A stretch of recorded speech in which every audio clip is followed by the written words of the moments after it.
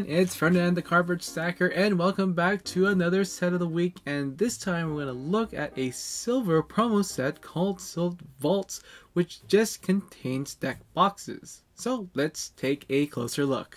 Now the common thing about these boxes are they have two things for them: a type or an element, unlike the cards you can find in the core set. Now, but just like the core set, you can still score on the singles if they either have one of the elements or one of the types that these deck boxes are asking for.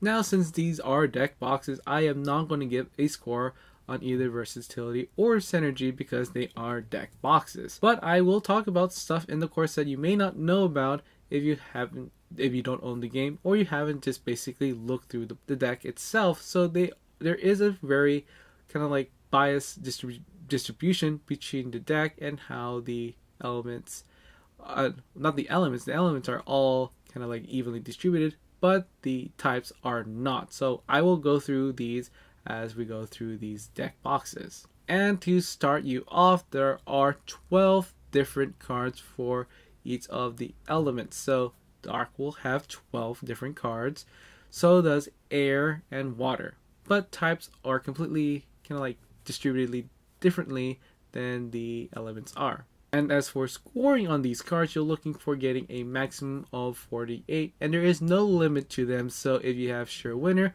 or some other accessory or deck boxes to increase your tableau, you could go even higher, even up to, let's see, 56 for one and then 64 on the other if you're able to increase your tableau up to 2 slots. Our first deck is Vaults of Shadow, which features both Dark and Soldier. Now, if you're going full Soldiers, there's only 11 different types of cards in the core set, and we do have a crossover, which is going to be Hellbane. For out of all the single cards you can get in the core set, there are 22 different cards you can pick from. Moving on to Vaults of Ember, you are looking to get 23 different cards out of the core set with 2 crossover cards, that being Yugotrox, that little fairy thing, and then Bruno Lizard EX Omega Revolver J, which both have the Fire and Myth. Now flowing on to the next card, which is Vaults of Currents, you're looking to get 21 different cards from the core set, and with 2 crossover cards, that being Broken Stock, the Chemist, and Maximilian Mathematician. Gliding our way to the Vaults of Currents, this is perhaps the least amount of cards you can find in the core set, only being 18, and there's only 6 different constructs you can find in the core set. So this is perhaps the weakest one for construct, but not to worry. Since the store deck is made up with different kind of sets, you probably have to look there for these kinds of cards, but there is enough air. But if you're going to go for constructs, go ahead, look for somewhere else. And there's also no crossover cards with constructs and air.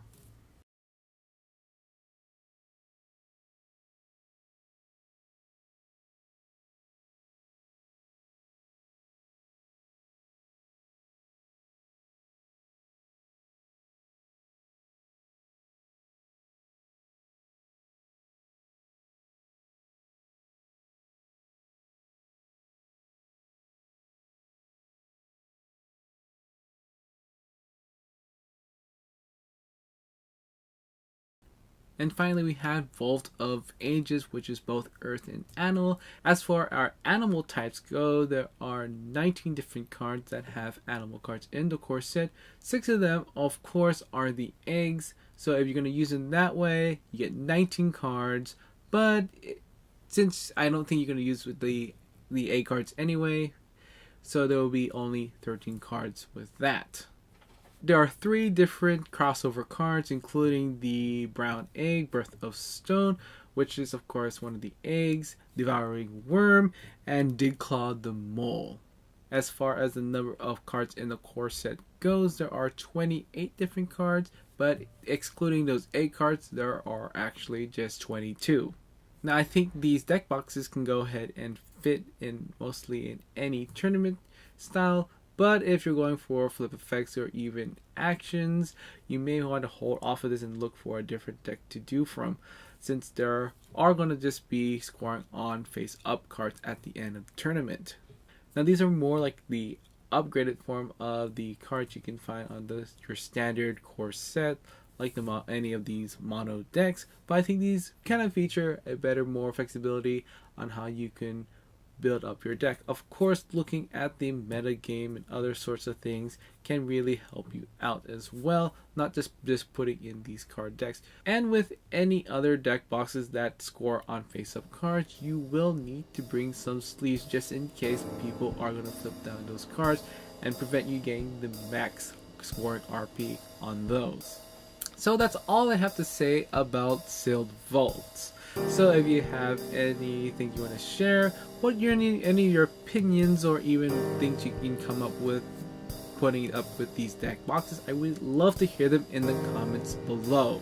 Don't forget to give me a thumbs up if you enjoyed this video. Always encourage me to make more, and you can go ahead and subscribe so you can get the latest videos on Millennium Blades. So until next time, see you later, Bladers.